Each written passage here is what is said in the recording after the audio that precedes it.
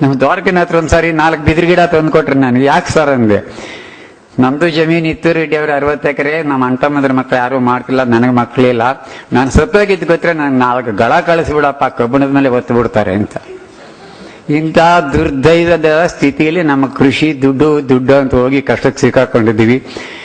ಈಗ ಆಗ್ಬೇಕಾಗಿರೋದು ಈ ದೇಶದಲ್ಲಿ ಇಷ್ಟೇ. ಯಾವ ಸಬ್ಸಿಡಿ ನಮಗೆ ಬೇಡ, ಯಾವ ಸರ್ಕಾರದ ನೆರವು ಸಾಲವನ್ನಾನು ಬೇಡ, ಈ ನಾಟಕಗಳು ನಮಗೆ ಬೇಡ. ನಮಗೆ ಬೇಕಾಗಿರೋದು ಈ ಭೂಮಿಲಿ ನೀಡಿದಿಟ್ಕೊಳ್ಳೋ ಶಕ್ತಿ ಬರೋ ಹಂಗೆ ಹ್ಯೂಮಸ್ ಅಥವಾ ಸಾಯಿಲ್ ಕಾರ್ಬನ್ ಅಂತೇವೆ. ಕನ್ನಡದಲ್ಲಿ ಕೆಲವು ಪದಗಳು ನನಗೆ ಬರೋದಿಲ್ಲ. ನಾನು ಮೂಲತಃ ತೆಲುಗು, ನಾನು ಇದಾಗ್ಬಿಟ್ಟಿದ್ದೀನಿ, ಹೈಬ್ರಿಡ್ ಆಗ್ಬಿಟ್ಟಿದ್ದೀನಿ. ಅದರಿಂದ ಮಧ್ಯೆ ಇಂಗ್ಲೀಷ್ ಉಪಯೋಗಿಸ್ತೀನಿ, ಕ್ಷಮಿಸಿ. ಈ ನೀರು ಹಿಡಿದಿಟ್ಕೊಳ್ಳಿದ್ದಕ್ಕೆ ಈ ಸಾಯಿಲ್ ಕಾರ್ಬನ್ 2% ಬಂದರೆ ಈ ದೇಶ ಉಳಿತದೆ. ಇದಿದ್ರೆ ಈ ಡ್ಯಾಮ್ಗಳು, ಈ ನಾಟಕಗಳು, ಇದ್ಯಾವುದೂ ಕೆಲಸ ಮಾಡೋದಿಲ್ಲ. ನನ್ನ 3-4 ಹಳ್ಳಿಯಲ್ಲಿ ದಿವಸಕ್ಕೆ 2 ಬೋರ್ವೆಲ್ ಕರೀತಿದ್ದಾರೆ. 850 ಅಡಿಯಲ್ಲಿ ನೀರಿಲ್ಲ ಕುಡಿಯೋದಕ್ಕೆ. ವ್ಯವಸಾಯ ಬಿಡಿ. ಅದರಿಂದ ಮುಂದಿನ ದಿನಗಳು ಇದೇ ಏಳಿಗೆ ಅಂತ ಹೋದ್ರೆ, ಈಗ ಹೋಗ್ತಿರೋ ಏಳಿಗೆ ಏನೋ ಇದಂತೆ, ಕಂಪ್ನಿಗಳು ವ್ಯವಸಾಯ ಮಾಡೋದಂತೆ, ಕಾಂಟ್ರಾಕ್ಟ್ ಇದಂತೆ, ಎಲ್ಲ ಇದು ಬಾಂಡ್ಲೆಯಿಂದ ಬೆಂಕಿಗೆ ಬಿದ್ದಾಗೆ ಆಗ್ತದೆ. ಅದರಿಂದ ಮಾಡಬೇಕಾಗಿರೋದು ಸ್ವಯಂ ಸೇವಾ ಸಂಸ್ಥೆಗಳವರು ತುಂಬ ಜನ ಇದ್ದೀರಾ. ಮಳೆ ಬಿದ್ದ ನೀರನ್ನು ಭೂಮಿಯಲ್ಲಿ ನಿಲ್ಲಿಸ್ಕೊಂಡ್ರೆ ಅದು ಹಿಂಗಿ ಹೋಗ್ತದೆ. 70% ಕಲ್ಲಿನ ಧೂಳೆ. ಅದರಲ್ಲಿ ಏನಾದರೂ ಸಾವಯವ ಇಂಗಾಲ ಒಂದು 2% ಬರೆದಿದ್ರೆ ನೀವು ಯಾವ ಸರ್ಕಸ್ಗಳು ನಡೆಯೋದಿಲ್ಲ. ನಾನು ದೊಡ್ಡಬಳ್ಳಾಪುರದಲ್ಲಿ ಒಂದು ಜಮೀನು ತಗೊಂಡೆ 18 ವರ್ಷದಿಂದ, ಒಂದು 4 ಎಕರೆ. ಬೆಂಗಳೂರಲ್ಲಿ ನನ್ನ ಜಮೀನಿದೆ. ನಾನು ತುಂಬ ಸಾಹುಕಾರ. ಈಗ ನಿಮಗೆ ಗೊತ್ತಿಲ್ಲ ಎಷ್ಟು ಸಾಹುಕಾರ ಅಂತ. ಬಹುಶಃ ನೀವು ಯಾರೂ ಇರಲಿಕ್ಕಿಲ್ಲ ನನ್ನ ಸಾಹುಕಾರರು. ಈಗ ಅಷ್ಟು ಜಮೀನಿದೆ ನಾನು ಬೆಂಗಳೂರಲ್ಲಿ, ವೈಟ್ಫೀಲ್ಡಲ್ಲಿ. ಅಲ್ಲಿ ತಗೊಂಡಾಗ ಆ ಜಮೀನು ಈ ಮಣ್ಣು ಪರೀಕ್ಷೆ ಮಾಡಿದಾಗ 0.4 ಇತ್ತು. ಅಂದರೆ 100 kgಗೆ 4 kg ಸಾವಯವ ಇಂಗಾಲ. 18 ವರ್ಷದಲ್ಲಿ 3.2 ಆಗಿದೆ. 9 ಇಂಚಲ್ಲ, 1 ಮೀಟರಲ್ಲಿ. ನಾನು ಏನೂ ಮಾಡಿಲ್ಲ, ಬೆಂಕಿ ಇಡೋದು ಬಿಟ್ಟೆ ನನ್ನ ಕಸ ಕಡ್ಡಿಗಳಿಗೆ. ಸುತ್ತಲೂ ಮರ ಬೆಳೆಸಿದೆ. ಆ ಬಿದ್ದು ತಿರುಗಲೆ ಹೋದರೆ ರೂಪಾಯಿ ನೋಟ್ ಹಂಗೆ ನೋಡ್ಕೊಂಡೆ ಹೋಗ್ದಂಗೆ. ಆಮೇಲೆ ಬದುಗಳು ಕೊಟ್ಕೊಂಡೆ. ಆಮೇಲೆ ಇದು ಉಪಯೋಗಿಸ್ಲಿಲ್ಲ, ರಾಸಾಯನಿಕ ಗೊಬ್ಬರ ಉಪಯೋಗಿಸ್ಲಿಲ್ಲ. ನಿಮಗೆ ತುಂಬ ಜನ ಗೊತ್ತಿದೆ, ಆದರೂ ಇದನ್ನು ದಿನಾಗಲೂ ಮಂತ್ರ ಅಂತ ಹೇಳಬೇಕು. ನೀವೆಲ್ಲರೂ ಹೋದ ಕಡೆ ಬಸ್ಗಳಲ್ಲಿ ಇದೇ ಮಾತಾಡಬೇಕು. ವಿಜ್ಞಾನಿಗಳು, ರೈತರೆಲ್ಲ ಎಲ್ರಿಗೂ ಗೊತ್ತಿದೆ. ಈ ನಮಗಿರೋ ಈ ವಾತಾವರಣದಲ್ಲಿ ಡೆಕ್ಕನ್ ಪ್ರಸ್ಥ ಭೂಮಿಯಲ್ಲಿ ವರ್ಷಕ್ಕೆ 8ರಿಂದ 10 ಟನ್ ಸಾವಯವ ಇಂಗಾಲ ಖನಿಜೀಕರಣ ಆಗ್ತಾ ಇದೆ. ನೆರಳಿಲ್ಲ, ಅದಕ್ಕೆ ತಡೆ ಇಲ್ಲ, ಆಗ್ತಿದೆ. ಅದ್ರ ಜೊತೆಗೆ ಇದಿದೆಯಲ್ಲ ನೈಟ್ರೋಜನಸ್ ಮೆನ್ಯೂರ್ಸ್, ಸಾರಜನಕಯುಕ್ತ ಗೊಬ್ಬರಗಳು, ಯೂರಿಯಾ, ಅಮೋನಿಯಂ ಸಲ್ಫೇಟ್, ಇದಾಕಿದಾಗ ಅದು ದ್ವಿಗುಣ ಆಗ್ತದೆ. ಹೀಗಾಗಿ ಕಳೆದ 60 ವರ್ಷದಲ್ಲಿ 3% ಇದ್ದ ಸಾವಯವ ಇಂಗಾಲ ಇವತ್ತೊಂದು ದಿವಸ 0.03. ಹೆದರಿಕೆ ಆಗ್ಬೋದೇನೋ ನಿಮಗೆ, ನಡುಕ ಹುಟ್ಟಬಹುದು. ಇನ್ನು ಎಲ್ಲಿಂದ ನೀರು ಸಾಕಾಗ್ತದೆ? ಅದರಿಂದ ದಯವಿಟ್ಟು ಈ ಕಡೆ ಗಮನ ಕೊಡಿ. ಭೂಮಿ ಉಳಿಬೇಕಾದ್ರೆ, ಈ ದೇಶ ಜನ ನೆಮ್ಮದಿ ಬರಬೇಕಾದ್ರೆ ಕೃಷಿಯಲ್ಲಿ ಮರಗಳು ತುಂಬ ಬರಬೇಕು. ಅರಣ್ಯ ಕೃಷಿ ಅಂತ ಏನೋ ಇದೆಯಲ್ಲ, ಮರಗಳ ಜೊತೆಯಲ್ಲಿ ಬೆಳೆಯೋಕೆ ಬರೋ ಪದ್ಧತಿ, ಅದು ಲೆಜಿಸ್ಲೇಷನ್ ಬೇಕಾ ಬೇಡವಾ? ಯಾವ ಲೆಜಿಸ್ಲೇಷನ್ ಇದ್ದು ದೇಶದಲ್ಲಿ ಏನಾಗಿದೆ? ನಮ್ಮವ್ರಿಗೆ ಒಬ್ಬೊಬ್ಬರು ಮಾಡ್ತಿರೋ ಸಾವಿರಾರು ಅಲ್ಲ ಲಕ್ಷಾಂತರ ಕೋಟಿಗಳು ಏನಾಗಿದೆ? ಏನೂ ಆಗ್ತಾ ಇಲ್ಲ, ದುರ್ವ್ಯವಹಾರಗಳು. ಅದರಿಂದ ಲೆಜಿಸ್ಲೇಷನ್ ಅಲ್ಲ, ಒಂದು ಸ್ಫೂರ್ತಿ ಬರಲಿ, ಎಲ್ಲರಿಗೂ ಜವಾಬ್ದಾರಿ ಬರಲಿ. ಅದು ದೇವರು ಅಂತ ಮಣ್ಣನ್ನು ರಕ್ಷಿಸೋಣ. ಅದಕ್ಕೆ ಸಾವಯವ ಇಂಗಾಲ 2% ಆಗದಿದ್ರೆ ಕೃಷಿ ಉಳಿಯೋದಿಲ್ಲ. ಆಮೇಲೆ ದನಕರುಗಳಿಲ್ಲದೆ ಇದ್ರೆ ವ್ಯವಸಾಯ ಉಳಿಯೋದಿಲ್ಲ. ಹಾಲು ಅಂತ ಹೋಗಿ, ಅದೊಂದು ಪ್ರಾಣಿ, ಅದು ಹಸು ಅಲ್ಲ. ಇಡೀ ಪ್ರಪಂಚದ ಜನತೆನ ಹೋಮೋಸಿಪಿಯನ್ ಅದು ಒಂದೇ ಮಾಸದಲ್ಲಿ ಕರೀತಾರೆ. ಯುರೋಪಿಯನ್ ಆಗಿರ್ಬೋದು, ನೀಗ್ರೋ ಆಗಿರ್ಬೋದು, ಭಾರತೀಯ ಆಗಿರ್ಬೋದು. ಈ ಹಸುಗಳಿಗೆ ಯಾಕೆ ಬೇರೆ ಹೆಸರಿಟ್ರಾಗಾದ್ರೆ ಯೋಚನೆ ಮಾಡಿ ಸ್ವಲ್ಪ ವಿಜ್ಞಾನಿಗಳು. ಅದು ಬಾಸ್ ಟೌರಸ್. ಹಾಗಾದ್ರೆ ಕಾಡೆಮ್ಮೆನೂ ಬಾಸ್ ಗೌರಸ್, ಅದನ್ನು ಹಸು ಅಂತಲೇ ಕರೀಬೋದಾಗಿತ್ತು. ಅದು ಬಾಲ ಇದೆ, ಕೆಚ್ಚಲಿದೆ, ಕೊಂಬಿದೆ, ಹಾಲು ಕೊಡ್ತದೆ. ಈ ಪ್ರಾಣಿ ಬಾಲ 180 ಡಿಗ್ರಿ ತಿರುಗೋದು, ಸುತ್ತಲೂ ತಿರುಗೋದಿಲ್ಲ. ಆಮೇಲೆ ನೊಣ ಓಡಿಸ್ಕೊಳಿಕ್ಕಿಲ್ಲ, ಯಾಕಂದ್ರೆ ಅದು ಆ ದೇಶದಲ್ಲಿ ನೊಣ ಇಲ್ಲ, ಸೊಳ್ಳೆ ಇಲ್ಲ. ಅಂತ ಪ್ರಾಣಿ ತಂದು 40 ಡಿಗ್ರಿ ಟೆಂಪ್ರೇಚರ್ ಕಟ್ಟಿಬಿಟ್ಟು ರೈತರನ್ನ ಸಾಲಗಾರ ಮಾಡಾಕ್ಬಿಟ್ರಿ. ನಾನು ಆಂಧ್ರ ಜಿಲ್ಲೆಯಲ್ಲಿ ಸ್ವಲ್ಪ ಕೆಲಸ ಮಾಡ್ತೇನೆ, ಅನಂತಪುರ ಜಿಲ್ಲೆಯಲ್ಲಿ. ಅಲ್ಲಿ 2 ಸಂಸ್ಥೆಗಳಿದೆ. ಒಂದು RDT, ರೂರಲ್ ಡೆವಲಪ್ಮೆಂಟ್ ಟ್ರಸ್ಟ್ ಅಂತ ಒಂದು, ಇನ್ನೊಂದು ಟಿಂಬಕ್ಟು ಅಂತ. ಟಿಂಬಕ್ಟು ಅವರು ನಂದು ಒಂದು 30 ವರ್ಷದ ಸಂಪರ್ಕ ಇದೆ. ಅವ್ರು ಬರೀ ನಾಟಿ ಹಸು ಕೊಟ್ಟರು. ನನ್ನ ಜೊತೆಲಿ ಬಂದರೆ ತೋರಿಸ್ತೇನೆ. ನಾನು ಅತಿಶಯೋಕ್ತಿ ಯಾವತ್ತೂ ಮಾತಾಡೋದಿಲ್ಲ, ದೊಡ್ಡಸ್ಗೆ ನನಗೆ ಬೇಕಾಗಿಲ್ಲ. ನನ್ನ ಜೊತೆಲಿ ಬಂದರೆ ನಾಳೆನೇ ಕರ್ಕೊಂಡೋಗಿ ತೋರಿಸ್ತೇನೆ. ನಾಟಿ ಹಸು 8 ವರ್ಷದಿಂದ ತಗೊಂಡವರು 60,000 70,000 ರೂಪಾಯಿ ಸಂಪಾದನೆ ಮಾಡಿದ್ದಾರೆ. ಸೀಮೆ ಹಸುಗಳಲ್ಲಿ 40% ಸತ್ತೋಯ್ತು, ಉಳಿದಿದ್ದನ್ನು ಕಟಕರು ಮಾರ್ಕೊಂಡು ಇವ್ರು ಮುಖ ಮುಚ್ಚಿಕೊಂಡು ಓಡಾಡ್ತಿದ್ದಾರೆ. ಸೀಮೆ ಹಸು ಬೇಕಾ ಬೇಡವಾ ನಿಮಗೆ ಬಿಟ್ಟಿದ್ದು. ಹಾಲು ಮಜ್ಜಿಗೆಗೂ ತುಪ್ಪಕ್ಕೆ ಹಾಲು ಬೇಕಾಗಿದ್ದು. ಕೋವಾ ಬಂತು, ಎಲ್ಲ ಬಂದು ಕಡೆಯಲ್ಲಿ ಒಂದು ದರಿದ್ರ ಬಂದಿದೆ, ಪನ್ನೀರ್ ಅಂತ. ನಮ್ಮ ಹಳ್ಳಿಲೂ ಪನ್ನೀರ್ ಇಲ್ಲದೆ ಈಗ ಅಡುಗೆ ಮಾಡ್ತಿಲ್ಲ. ಅದಕ್ಕಿಂತ ದರಿದ್ರದ ಊಟ ಏನು ಇರ್ಲಿಕ್ಕಿಲ್ಲ, ಬೊಜ್ಜು ಬರಲಿಕ್ಕೆ. ಇದೆಲ್ಲ ಒಂದು ಕಂಕಾಕ್ಟೆಡ್ ಸೈನಾ, ಆರ್ಟ್ ರಿಲೇಟೆಡ್ ಸೈನಾ, ಏನು ಸೈನ್ಸೋ ನನಗಂತೂ ಗೊತ್ತಿಲ್ಲ. ಅಂತೂ ದೇಶನ ಹಾಳು ಮಾಡಲಿಕ್ಕೆ, ಜನರನ್ನ ರೋಗಿಗಳು ಮಾಡಲಿಕ್ಕೆ ಏನೇನು ಬೇಕೋ ಎಲ್ಲ ವಿಜ್ಞಾನಗಳು ನಮ್ಮಲ್ಲಿದೆ. ಅದನ್ನು ನಾವು ತುಂಬ ನಾಗರಿಕರ ಲಕ್ಷಣ ಅಂತ ಒಪ್ಕೊಂಡ್ಬಿಟ್ಟಿದ್ದೀವಿ.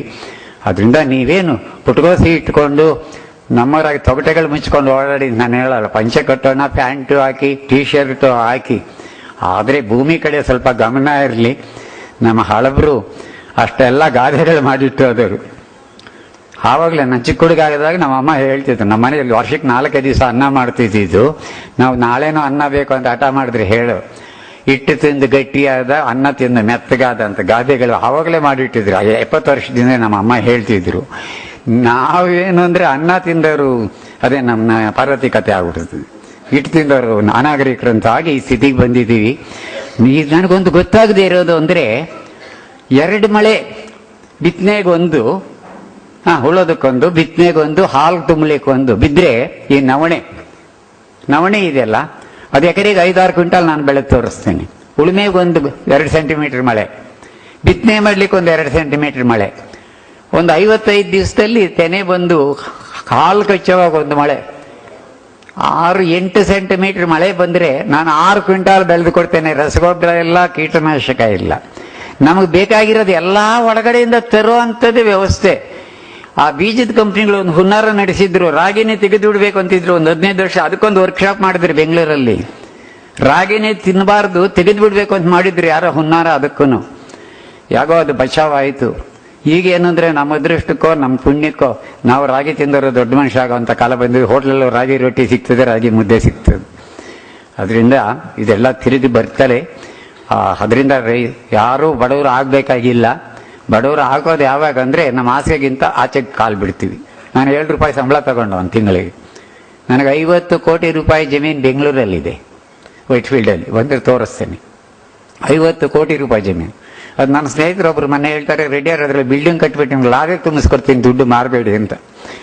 ಇವಾಗ ಇದಕ್ಕೆ ಏನು ಮಾಡ್ತಾರೆ ಮೊಮ್ಮಕ್ಕಳು ಅಷ್ಟು ದುಡ್ಡು ತಗೊಂಡು ಅಂತ. ಒಂದು 500 ಎಕರೆ ಕಾಡು ಮಾಡಬೇಕು ಅಂತ ಆಸೆ ಇದೆ. ಈ ಕಳ್ಳರೆಲ್ಲ ಕಾಡು ಕಡಿದು ಕಾಫಿ ತೋಟಗಳು ಮಾಡ್ಕೊಂಡಿದ್ದಾರೆ. ನಾನೊಂದು 500 ಎಕರೆ ಕಾಡು ಮಾಡಿಬಿಟ್ಟು ಒಂದು ಟ್ರಸ್ಟ್ ಮಾಡಿ ಕೊಟ್ಬಿಡೋಣ ಅಂತ ಒಂದು ಆಸೆ ಇದೆ. ಇನ್ನೇನು ಆಸೆನೇ ಇಲ್ಲ ನನಗೆ ಜೀವನದಲ್ಲಿ. ಅದರಿಂದ ನಮ್ಮ ಆಹಾರ ಪದ್ಧತಿಗಳು ನಾವು ಬದಲಾಯಿಸಬೇಕು. ಈ ಟಾಪಿಯೋಕಾಯಿ ಇದೆಯಲ್ಲ, ಮರಗೆಣಸು, ಕಣ್ಣೂರು ಎಕ್ಸಿಬಿಷನ್ನಲ್ಲಿ ಇಟ್ಟಿದ್ರು. 76 kg ಇದ್ದು ಒಂದು ಬುಡ. ಆನೆ ಕಾಲಿದೆಯಲ್ಲ, ಸುವರ್ಣಗೆಡ್ಡೆ 36 kg ಇದು. ನನ್ನ ತೋಟದಲ್ಲಿ ಇನ್ನೂ ಇದೆ, ನೆನ್ನೆ ಮೊಳಕೆ ಬಂದಿದೆ. ಏನು ಮಳೆಗಾಲ ಬರ್ತದೆ, ಮೊಳಕೆ ಬಂದ್ಬಿಟ್ಟಿದೆ. ಅದು ಇದು ಡಯಾಸ್ಕೋರಿಯಾ ಅಂತ, ಹಾಲ್ಗೆಣಸು ಅಂತ. 28 kg ಇದು. ಯಾರಾದ್ರೂ ಬಂದು ನಾಳೆ ತೋರಿಸ್ಬೋದು. ಇಲ್ಲಿದ್ರೆ ಅದು ಹಚ್ಚಿಬಿಟ್ಟು ನೆಟ್ಟುಬಿಡ್ತಾರೆ. ಇಂಥ ಗೆಡ್ಡೆಗಳು ಬಿತ್ತನೆ ಬೇಕಾಗಿಲ್ಲ, ಪಾದರಸ ಬೇಕಾಗಿಲ್ಲ, ರುಡೋಮಿಲ್ ಬೇಕಾಗಿಲ್ಲ, ಬ್ಯಾಂಕಿನ ಲೋನು ಬೇಕಾಗಿಲ್ಲ, ಸಬ್ಸಿಡಿನೂ ಬೇಕಾಗಿಲ್ಲ, ಸಾಲ ಮನ್ನಾ ಬೇಕಾಗಿಲ್ಲ. ಒಂದು ಚಿಕ್ಕ ಗೆಡ್ಡೆ ಭೂಮಿಲಿ ಬಿಟ್ಟು ಬಂದರೆ ಆ ಭೂಮಿ ತಾಯಿ 15-20 kg ಗೆಡ್ಡೆಗಳು ಕೊಡ್ತದೆ. ನಾನು ಮನೆಯಲ್ಲಿ ಪಲ್ಯ ಮಾಡಿದ್ರು, ನಾನು ಬರೀ ಅದೇ ಕೊಟ್ಬಿಡಮ್ಮವ, ಅನ್ನನೂ ಬೇಡ ಮುದ್ದೆನೂ ಬೇಡ ಅಂದೆ. ಅಷ್ಟು ಚೆನ್ನಾಗಿತ್ತು ಆ ಪಲ್ಯ. ಅದ್ರದ್ದು ಹಾಲ್ಗೆಣಸಿಂದು. ನಮಗಿದೆಲ್ಲ ಆಹಾರ ಅಲ್ಲ. ನಮಗೆ ಆ ದರಿದ್ರ ಬರ್ಜರು ಇನ್ನೇನೋ ಒಂದು ಬಂದಿದೆಯಲ್ಲ, ಮನೆ ಕಳಿಸ್ತಾರಲ್ಲ ಹೋಮ್ ಡೆಲಿವರಿಗೆ. ಯಾರೋ ಹೇಳ್ತಿದ್ರು, ರೆಡಿಯಾರೆ ನಿಮ್ಮ ನಾಯಿ ತಿನ್ನೋದಿಲ್ಲ, ಅದ್ರ ಹೆಸರ ಕೇಳ್ತೀರಾ ಅಂತ. ಅದು ದೊಡ್ಡ ಗೌರವದ ಸಂಕೇತ. ಅದು ಹೋಮ್ ಡೆಲಿವರಿ ಅಂತೆ. 150 ರೂಪಾಯಿ ಕೊಟ್ಟುಬಿಟ್ರೆ ಬಿಸಿ ನಿಮ್ಮ ಮನೆಗೆ ತಂದು ಕೊಡ್ತಾರಂತೆ. ಮನೆ ಒಂದು ಹೋಟ್ಲ್ ಮುಂದೆ ಹೋಗ್ತಿದ್ದೆ, 70 ಮೋಟರ್ ಸೈಕಲ್ಗಳಿದ್ರು ಹೋಮ್ ಡೆಲಿವರಿದು. ನಿಮ್ಮ ದುಡ್ಡೆಲ್ಲ ಎಷ್ಟು ಮಾಡಬಾರ್ದು ಪಾಪ ಎಲ್ಲ ಮಾಡಿ ಸಂಪಾದನೆ ಮಾಡಿ ಆ ದರಿದ್ರದವರು ಕೊಟ್ಟು ಈ ದೇಶಕ್ಕೆ ಅಗೌರವ ಕೊಡ್ತಿದ್ದೀರಾ. ಇದರೆಲ್ಲ ನಾವೆಲ್ಲ ಪಾಲ್ದಾರರು ತಲೆ ತೆಗೆಸ್ಕೋಬೇಕು. ದಯವಿಟ್ಟು ಎಚ್ಚರಿಕೆಯಾಗಿರಿ. ಅದರಿಂದ ನಾನು ಕೆಟ್ಟದಾಗಿ ಮಾತಾಡ್ತಿದ್ದೇನೆ ಗೊತ್ತಿಲ್ಲ, ನಾನು ಕರುಳು ಬೆಂದೋಗ್ಬಿಟ್ಟಿದೆ, ಆ ನೋವಿಂದ ಮಾತಾಡ್ತೇನೆ, ನಾನು ಕ್ಷಮಿಸಿ.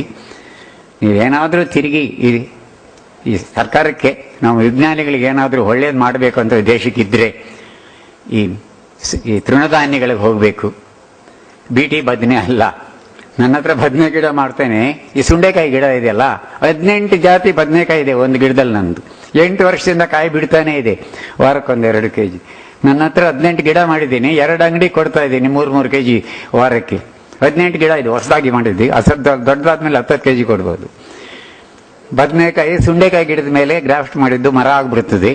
ಅದಕ್ಕೆ ಏನೂ ಖರ್ಚಿಲ್ಲ, ಪ್ಲಾಸ್ಟಿಕ್ ಪೇಪರ್ ಎಲ್ಲಿ ಬೇಕಾದ್ರೂ ಸಿಗ್ತದೆ, ಒಂದು ಹಳೆ ಬ್ಲೇಡ್ ಇದ್ರೆ ಸಾಕು, ಒಂದು ಬದನೆ ಕಡ್ಡಿ ಇಷ್ಟುದ್ದು ಕಟ್ಕೊಂಡು ಮಾಡಿದೆ. ಆಮೇಲೆ ಇನ್ಯಾವುದಾದ್ರೂ ಊರಿಗೆ ಹೋದಾಗ ಇನ್ನೊಂದು ಬಿಳಿದೋ ಕೆಂಪುದೋ ಚುಕ್ಕೆದೋ ಸಿಕ್ಕಿದ್ರೆ ಆ ಕಡ್ಡಿ ಕತ್ತರಿಸೋ ಒಂದು ಗ್ರಾಫ್ಟ್ ಮಾಡಿದ್ರೆ ಇನ್ನೊಂದು ಕೊಂಬೆಲಿ ಇನ್ನೊಂದು. ನಿಮಗೆ ಪಲಾವ್ ಬೇಕಾ, ವಾಂಗಿಭಾತಕ್ಕೆ ಬೇಕಾ, ಬಜ್ಜಿಗೆ ಬೇಕಾ, ಇನ್ನೇನೋ ಇದೆಲ್ಲ ಎಣ್ಗಾಯಿಗೆ ಬೇಕಾ, ಎಲ್ಲ ಬದನೆಕಾಯಿ ಒಂದೇ ಗಿಡದಲ್ಲಿ ಬೆಳ್ಕೋಬಹುದು. ಇನ್ನೂ ತಮಾಷೆ ಅಂದರೆ ಅದರಲ್ಲೇ ಟೊಮೆಟೊ ಮೆಣಸಿನಕಾಯಿನೂ ಬೆಳ್ಕೋಬಹುದು. ಸೋಲನೇಸಿ ಫ್ಯಾಮಿಲಿ. ಈ ತಾಳ್ಮೆ ಬೇಕು, ಆಸಕ್ತಿ ಬೇಕು, ಗೌರವದಿಂದ ಬದುಕಬೇಕು ಅನ್ನೋದು ಬರಬೇಕು. ಅದು ಬಿಟ್ಟು ಇನ್ನೇನೇನು ಮಾಡಿದ್ರೂ ಈ ದೇಶ ಉದ್ಧಾರ ಆಗೋದಿಲ್ಲ.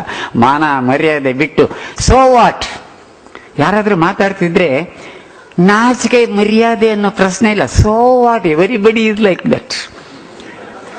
ಆ ಇಲಿ ಇದೆ, ನಾಯಿ ಇದೆ, ಹಂದಿ ಇದೆ, ಅದು ಹುಟ್ಟುತ್ತದೆ, ಮಕ್ಕಳು ಮಾಡ್ತದೆ, ಸಾಯ್ತದೆ.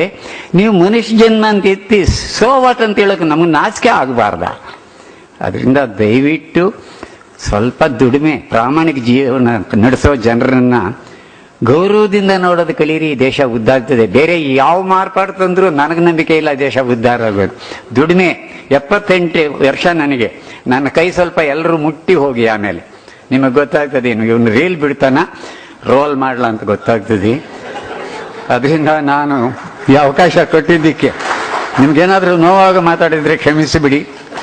ನಿಮ್ಮ ನೋವಲ್ಲ, ನನ್ನ ಹೊಟ್ಟೆ ಕರಳು ಬೆಂದೋಗ್ಬಿಟ್ಟು ಆ ನೋವಿಂದ ನಾನು ಮಾತಾಡಿದಷ್ಟೇ. ನಿಮ್ಗೆ ಯಾರಿಗೂ ಅವಮಾನ ಉದ್ದೇಶ ನನಗಿಲ್ಲ. ಈ ಅವಕಾಶ ಕೊಟ್ಟಿದ್ದಕ್ಕೆ ನನಗೆ ತುಂಬ ಸಂತೋಷ. ಆಮೇಲೆ ನಮ್ಮ ಟ್ರೈನಿಂಗ್ ಇನ್ಸ್ಟಿಟ್ಯೂಟ್ಗಳು ಏನು ಮಾಡ್ತಾ ಇದೆ ದಗಳಬಾಜಿತನಗಳು. ಏನೇನು ಹೆಸರುಗಳು ಇಡ್ತಾರೆ.